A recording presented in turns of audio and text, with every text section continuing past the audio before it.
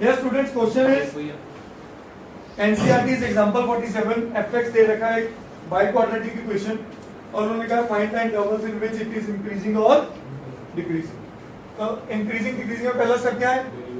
Derivative. So f dash x 3/10 as it is, यहां क्या आया 4x3, सही है। 4/5 एज इट इज, यहां क्या आया 3x² माइनस 6x प्लस 36/5। क्या ये बात समझ रही सब? हाँ जी। तो ये मेरे पास क्या बन रहा है? हाँ भाई 12/10, क्या 1 मिनट 5 पे ले जाओ, 6/5 x³ minus 12/5 x² minus 6x, मैं यहाँ पे 30x/5 कर दूं प्लस 36/5। आप सब समझ रहे हो मैंने क्या किया? हाँ, अब अगले स्टेप में मैं 6/5 कॉमन भी कर रहा हूं।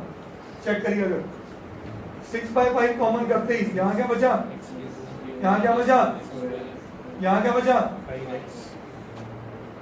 सही है बेटा, प्लस 6 बेटा, सही है। तो ये मेरे पास एक क्वाड्रेटिक इक्वेशन बनी। तो फॉर इंटरवल्स क्या करते हैं, put f dash x is equal to, ये 0 पुट करते हैं 6/5 तो 0 में मर्ज हो गया, तो बचा गया x³ minus 2x² minus 5x plus 6 is equal to 0। आपको याद है एक क्यूबिक इक्वेशन की फैक्टराइजेशन कैसे थी?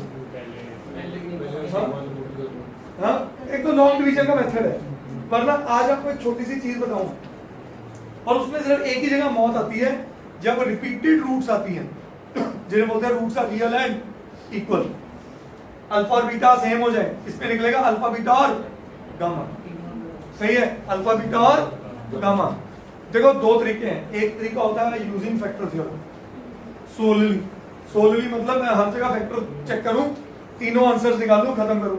एक होता है कोई एक निकालूं, उस पे लॉन्ग डिवीजन लगा के फिर एक क्वाड्रेटिक निकालूं, फिर स्प्लिटिंग करूं।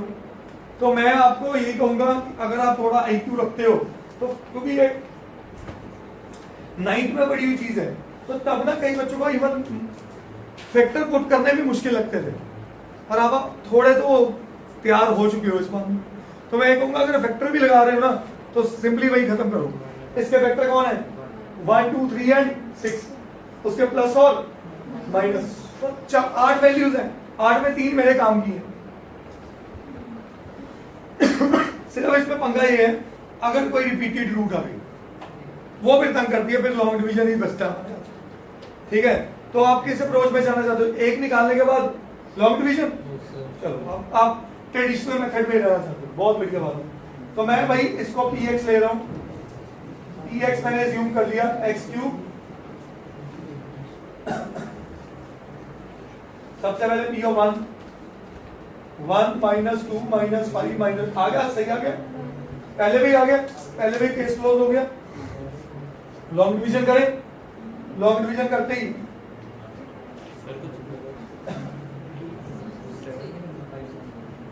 आई होप ये तो आता है ना, लॉन्ग डिवीजन तो आती है, वो भी मेरे तरह कोई है कलाकार, इसको नहीं आती।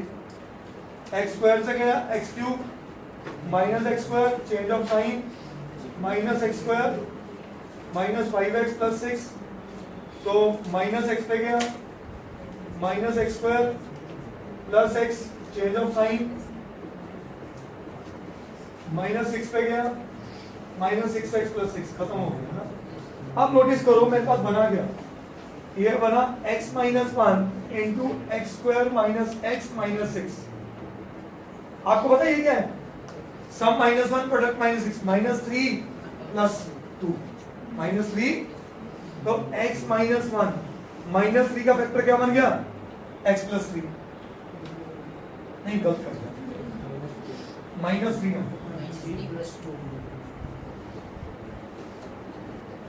सही है, बोलो इज दिस फाइन? बोलिए। तो कितनी रूट्स आई हमारे पास? जैसे ही 3 रूट्स आई बेटे बच्चे, मैं इस पे लगा दूं बेसिक ऑफ मेथड, जो मेरा हमेशा फेवरेट रहा है। उसमें क्या है, वेव पे गए, -1 से क्या पैदा हुआ, -3 से, 2 से, सही है, सारी लीनियर इक्वेशंस है, वेव का भी याद है ना, पॉजिटिव साइड से पॉजिटिव नेगेटिव पॉजिटिव नेगेटिव, तो ऊपर पॉजिटिव रिजल्ट्स और नीचे, तो मैं यहाँ पे क्या लिखूंगा, fx इज इंक्रीजिंग, कहां पे, इन, बोलो, -2 से 1 यूनियन 3 से इंफिनिटी, और fx इज डिक्रीजिंग